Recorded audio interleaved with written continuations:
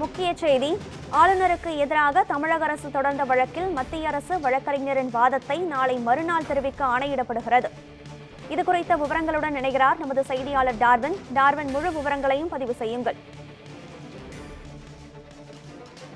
பல்கலைக்கழகங்களில் துணைவேந்தர் நியமனத்திற்கு ஆளுநர் தடையாக உள்ளதை எதிர்த்தும் மசோதாக்களுக்கு ஒப்புதல் அளிக்காமல் ஆளுநர் கிளப்பில் போடுவதை எதிர்த்தும் தமிழக அரசானது உச்சநீதிமன்றத்தை நாடியிருந்தது. குறிப்பாக இந்த வழக்கை பொறுத்தவரைக்கும் முதலில் தமிழ்நாடு சட்டமன்றத்தில் இயற்றப்பட்ட இந்த மசோதாக்கள் விவகாரம் என்பது ஏற்கனவே தமிழக அரசால் தாக்கல் செய்யப்பட்ட ஒரு வழக்காகும். அந்த வழக்கினுடைய நீட்சியாகத்தான் இந்த வழக்கு என்பது தொடர்ச்சியாக கேட்கப்பட்டு வந்தது. இந்நிலையில் தான் இந்த வழக்கானது நீதிபதி ஜே.பி. பர்திவாலா மகாதேவன் அடங்கிய அமர்வில் விசாரணைக்கு வந்தபோது தமிழக அரசு தரப்பில் பல்வேறு விவகாரங்கள் எடுத்துரைக்கப்பட்டிருந்தன. குறிப்பாக ஆளுநருடைய செயல்பாடு எவ்வாறு இருக்கிறது, ஆளுநர் எவ்வாறு செயல்பட வேண்டும், சட்டமன்றத்தில் இயற்றப்பட்ட ஒரு தீர்மானத்தை ஆளுநர் முதல் முறையாக திருப்பி அனுப்பி அந்த மசோதா என்பது மீண்டும் சட்டமன்றத்தில் நிறைவேற்றப்பட்டால் ஆளுநருக்கு அனுப்பப்பட்டால் அது என்ன செய்ய வேண்டும் உள்ளிட்ட விவகாரங்களை தான் தமிழ்நாடு அரசானது எடுத்து வைத்திருந்தது. குறிப்பாக மூத்த வழக்கறிஞர் முகுல் ரோத்தகி, அபிஷேக் மனு சிங்வி மற்றும் பி. வில்சன் ஆகிய 3 பேரும் இந்த விவகாரங்களை எடுத்து வைத்திருந்தார்கள். குறிப்பாக அரசியல் சாசன பிரிவு 200 படி ஆளுநர் செயல்பட வேண்டும் என்பதுதான் தமிழக அரசினுடைய வாதமாக இருந்தது. குறிப்பாக முந்தைய காலத்தில் பார்த்தோம் என்றால் 12 மசோதாக்களை அவர் கிடப்பில் போட்டு காலதாமதமாக முடிவெடுக்காமல் இருந்திருந்தால் அதன் பின்பாக முதல் 2 மசோதாக்களை குடியரசுத் தலைவர்களுக்கு அனுப்பினார். அதன் பின்பாக 10 மசோதாக்கள் குடியரசுத் தலைவருக்கு அனுப்பப்பட்டது. இதுதான் ஒரு சட்ட ரீதியாக ஆளுநர் செயல்படாததற்கான காரணமாக இருக்கிறது. குறிப்பாக ஆளுநருடைய செயல்பாடு என்பது அரசியல் சாசனத்திற்கு முரணானதாகவும் அரசியல் சாசனத்தின் பிரிவு 200 மீறிய செயலாகவும் இருந்து கொண்டிருக்கின்றது என்ற ஒரு வாதத்தை தமிழக அரசு தரப்பில் வைக்கப்பட்டிருந்தது.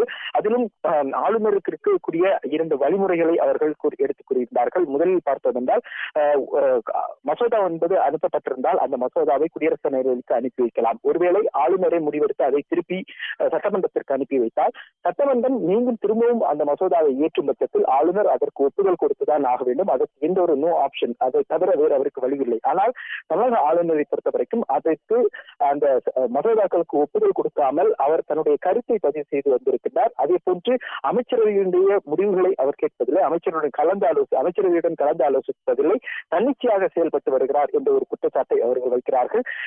இந்தியாவை பொறுத்தவரைக்கும் இது ஒரு parliamentarian form of government, not presidential form of government என்பதை அவர்கள் தெளிவாக தமிழக அரசு தரப்பில் வாதத்தில் வைக்கப்பட்டிருந்தது. அதே போன்று நீதிபதிகளை பொறுத்தவரைக்கும் அவர்களுடைய கருத்து என்னவாக இருந்தது என்றால் ஆளுநர் காலம் தாழ்த்தி முடிவெடுப்பது என்பது ஏற்றுக்கொள்ள முடியாத விஷயமாக இருக்கிறது. அதே போன்று திருப்பி அனுப்பப்பட்டு மீண்டும் நிறைவேற்றப்பட்ட மசோதாக்களை குடியரசுத் தலைவருக்கு அனுப்பி வைத்த செயல் என்பது ஏற்க முடியாது என்பதை அவர்கள் தெரிவித்திருக்கிறார்கள். அதே போன்று ஆளுநர் எவ்வாறு செயல்படுகிறார் என்ற விவகாரங்களை தமிழக அரசானது தொடர்ச்சியாக எடுத்து வைத்திருந்தது. குறிப்பாக ஆளுநரை பொறுத்தவரைக்கும் அரசியல் சாசனத்துக்கு கட்டுப்பட்டவராக இருக்க வேண்டும். ஆனால் தமிழக ஆளுநரை பொறுத்தவரைக்கும் அரசியல் சாசன விதிமுறைப்படி அவர் நடந்து கொள்வதில்லை. இதனால் ஆளுநர் தேவையா என்ற ஒரு கேள்வி கூட விவாதமாக வந்து கொண்டிருக்கின்றது என்ற விஷயத்தை தமிழக அரசானது சுட்டிக்காட்டியிருந்தது. மேலும் தமிழகத்தில் ஆளுநருடைய செயல்பாட்டால் பல்கலைக்கழகங்களுடைய துணைவேந்தர்கள் நியமனம் கூட கிடப்பில் போடப்பட்டிருக்கிறது. அதில் எந்த ஒரு துணைவேந்தர் பதவியும் நிறுத்தப்படாமல் இருந்து கொண்டிருக்கின்றது. இது பாதிப்பை ஏற்படுத்துகின்றது என்ற விஷயத்தை வைத்திருந்தார்கள். அப்போது நீதிபதிகளுடைய கருத்து என்னவாக இருந்தது என்றால் ஆளுநர் மற்றும் அரசுடைய இந்த மோதல் போக்கால் பாதிக்கப்படுவது ஒரு மாநிலமாக இருந்து கொண்டிருக்கின்றது. எனவே மாநிலத்தினுடைய நன்மையை பார்க்க வேண்டும், மக்களின் நலனைத்தான் பார்க்க வேண்டும் என்ற ஒரு விஷயத்தை அவர்கள் பதிவு செய்திருந்தார்கள். அதே வேளையில் ஆளுநரை பொறுத்தவரைக்கும் ஆளுநருடைய செயல்பாடு என்பது அரசுடன் இணக்கமாக இருக்க வேண்டும், அரசுடன் கலந்து செயல்பட வேண்டும். எனவே ஆளுநர் எந்த அடிப்படையில் முடிவுகளை எடுக்கிறார் என்ற விவகாரத்தை நாளை மறுநாள் மத்திய அரசுடைய தலைமை வழக்கறிஞர் தெரிவிக்க வேண்டும் என்ற ஒரு ஆலோசனையை, ஒரு கருத்தை உச்சநீதிமன்றமானது முன்வைத்திருக்கிறது. அதே போன்று இன்னும் 24 மணி நேரம் இருப்பதால் ஆளுநர் அரசியல் சாசனப்படி அரசுடன் பேச்சுவார்த்தை நடத்தி ஒரு முடிவை எட்ட வேண்டும் என்ற ஒரு யோசனையும் ஆளுநர் தரப்புக்கு நீதிபதிகளால் எடுத்துரைக்கப்பட்டிருக்கிறது.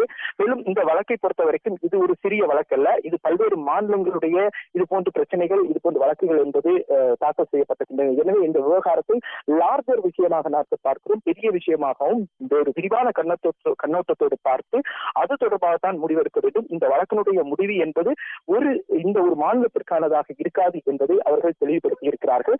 மேலும் தமிழக அரசினுடைய சார்பாக இன்னும் ஒரு மூத்த வழக்கறிஞர் ராகேஷ் திவேதி நாளை மறுநாள் வாதிட இருக்கிறார். அதன் பின்பாக மத்திய அரசுடைய தலைமை வழக்கறிஞர் வெங்கட்ரமணி அவருடைய வாதத்தை கேட்பதற்காக வழக்கானது நாளை மறுதினத்திற்கு ஒத்திவைக்கப்பட்டிருக்கிறது.